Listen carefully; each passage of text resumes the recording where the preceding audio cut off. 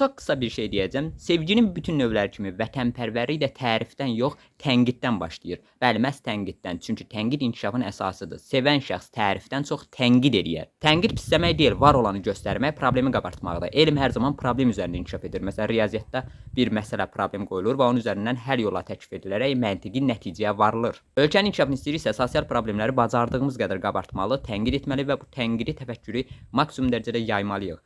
Zibili xalça altına yığdıqca o zibil oradan yoxa çıxmır. Əksinə, daha da qalaqlanaraq üfunətə çevrilir. Və bu cür mövzularda ən xırda tənqidi fikri olmadan şəhid ailələri, eləcə də həssas qrupda olan qazi və veteranların maddi, sosial vəziyyəti ilə maraqlanmadan şablon şəhidlərin qarşısında ölənədək borcluyu fikirləri sadəcə və sadəcə ikiyüzlülük və saxtakarlıqdır. Yəni sən bu borcu necə ödəyirsən? Əməldə deyil, sözdə olan şüarlar sadəcə gözə kül üfürməkdir. Hər şey ilk növbədə özümüzdən başlamalıyıq. İnsanlara qarşı davranışlarımızda maksimum dərəcədə ədalətli və dürüst olmalıyıq. Klassik əxlaq fəlsəfəsi: özünə necə davranılmasını istəyirsənsə, özün də başqalarına o cür davran.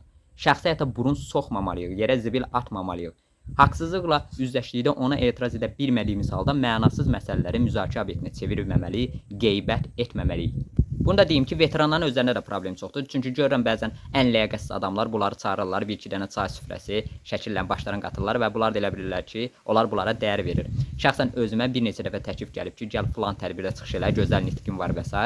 Hər birindən imtina etmişəm. Çünki bilirəm ki, bunlar sadəcə və sadəcə öz şəxsi mənfəətləri üçün məndən istifadə etmək istəyirlər. Cəmi bircə dəfə işlədiyim məktəbdə mənə səmimi olan insanların üzü suyu hörmətinə çıxış eləməyə məcbur qalmışam və orada da sadəcə və sadəcə bir iddia etmişəm. Şəhidlərin borcunu yalnızca ədalətli cəmiyyət qurmaqla qaytarmaq olar.